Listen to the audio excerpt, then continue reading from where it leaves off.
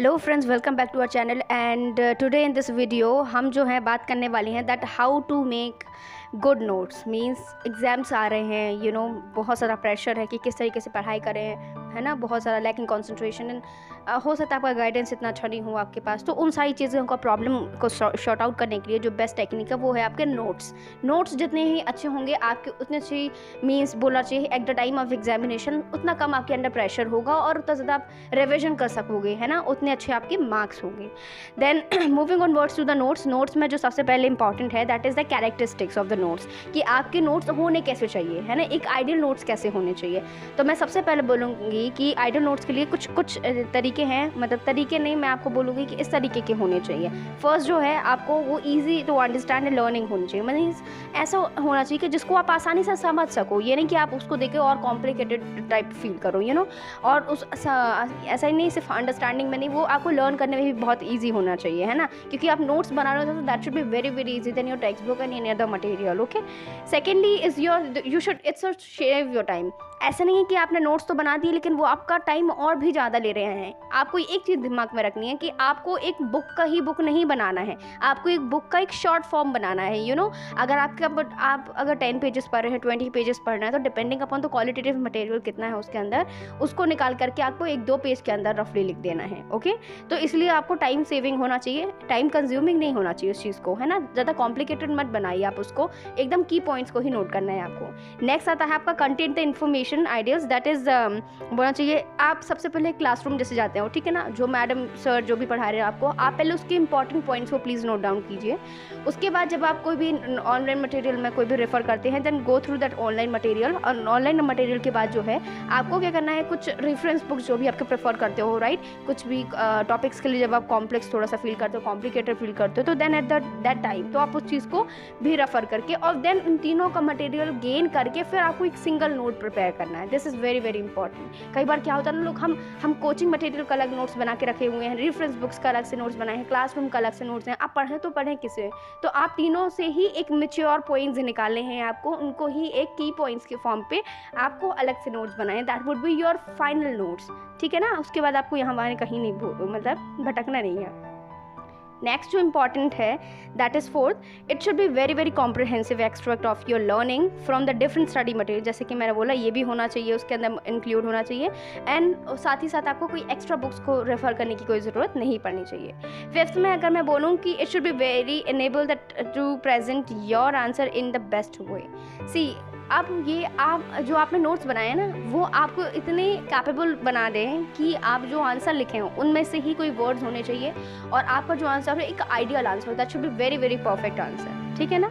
आपका आंसर जो है बेस्ट पॉसिबल वे में जो है आप प्रेजेंट कर सके। तो आप ट्राई करोगी उस वे में लिखने के लिए मतलब मैं इस तरीके से लिख सकूँ, उसके लिए आपको वैसा पढ़ के जाना पड़ेगा, पढ़ेंगे के साथ नोट से। तो नोट्स के लिए आपको बहुत अच्छा मटेरियल को रेफर करना है और मतलब कि कीवर्ड्स जो हैं कुछ ऐसे होने चाहिए जो आप उसको समझ सकें, ठीक है ना। कोई कॉम्प्लेक्स लैंग्वेज आपको यूज़ नहीं करनी है उधर, ठीक है।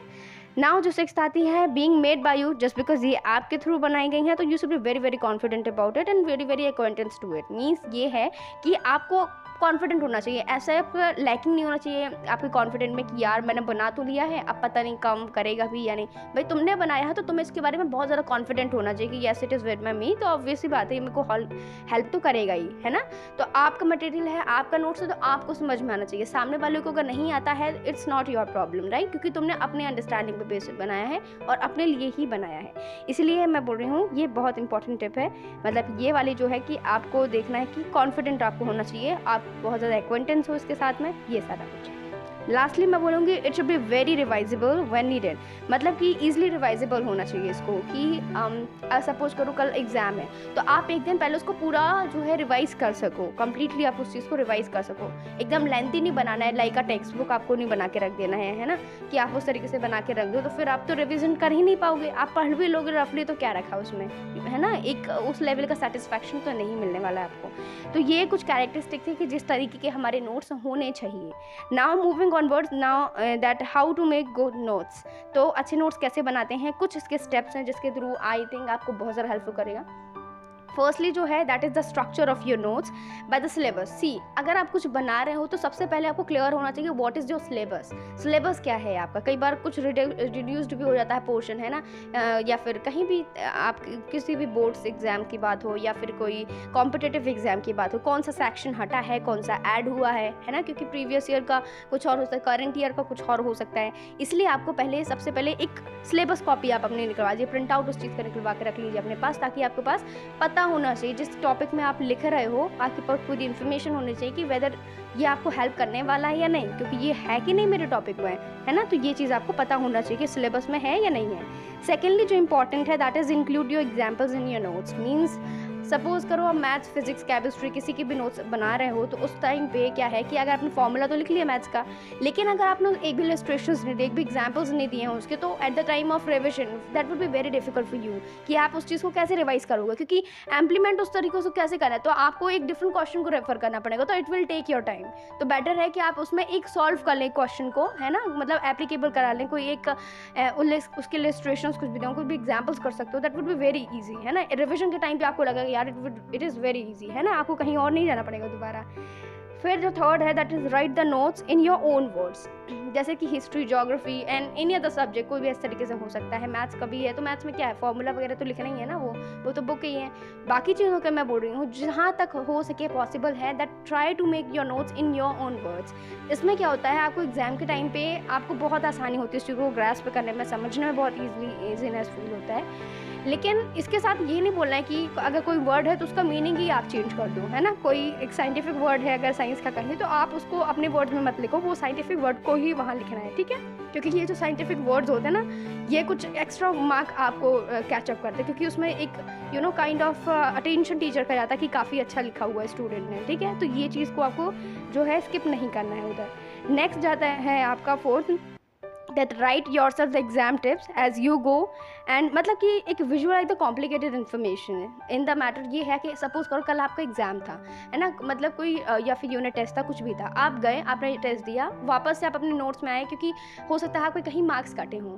अब वो मार्क्स कहाँ कटे हैं उस एरिया में आप मार्क करिए और अपने आप को और टाइम दीजिए उस चीज़ में। आप देखिए कि इन्फॉर्मेशन कहीं मैंने कम लिखी हुई है या क्या, या फिर कुछ अगर लैकिंग है तो प्लीज़ उसको एक्स्ट्रा जो है वहीं कहीं ऐड कर दीजिए आप, ठीक है ना। वो बहुत आसानी होगी, थोड़ा एक मार्जिन आप क्रिएट कर दीजिए राइट साइड या लेफ्ट साइड कहीं भी, ताकि आप एक्स्ट्रा इन्फॉर्मेशन को वहाँ ऐड कर सकें, आपको एक्स्ट्रा पेजेस को रेफर ना करना पड़े। ओके, तो ये चीज़ भी इंपॉर्टेंट है कि जिस दिन आप एग्जाम देने जाएं, मतलब जो भी आपका टेस्ट वगैरह है, उससे जो भी आपका आउटपुट निकले, आप प्लीज़ उसको विजुअलाइज कीजिए कि कहाँ मैं लैकिंग कर रहा हूँ, है ना, ताकि ये आपको बहुत ज़्यादा हेल्पफुल करेगी। जो नेक्स्ट इंपॉर्टेंट, मेरी 6th इंपॉर्टेंट टिप है, that is always go and cover your notes and work on condensing them. जैसे कि मैंने पहले बोला कि आपने 3-3, 4-4 जगह का स्टडी मटेरियल लेके रखा हुआ, उसको एक जगह कंडेंस करना है। ओके, आपको 10 जगह फैला के नहीं रखना, क्योंकि आपको at the time of examination आपके पास इतना टाइम नहीं होता है कि आप 10-10 चीज़ों को पढ़ सकें, है ना। तो इसलिए एक चीज़ को पढ़ने के लिए अगर आपको पढ़ना है तो आप उस चीज़ को कंडेंस करने की कोशिश कीजिए, ताकि मेरा मटेरियल जो है एक ही जगह अवेलेबल हो। तो आई थिंक ये सारी टिप्स जो हैं आपको बहुत ज़्यादा हेल्पफुल करेंगी। ये मेरी पर्सनल टिप्स हैं, क्योंकि मैंने खुद अप्लाई किया हुआ है, तो प्लीज़ इसको करिएगा आप अप्लाई, और काफ़ी अच्छे आपके नोट्स बनेंगे, इसको तो आप प्लीज़ मान के चलिए। Finally, thank you for watching this video.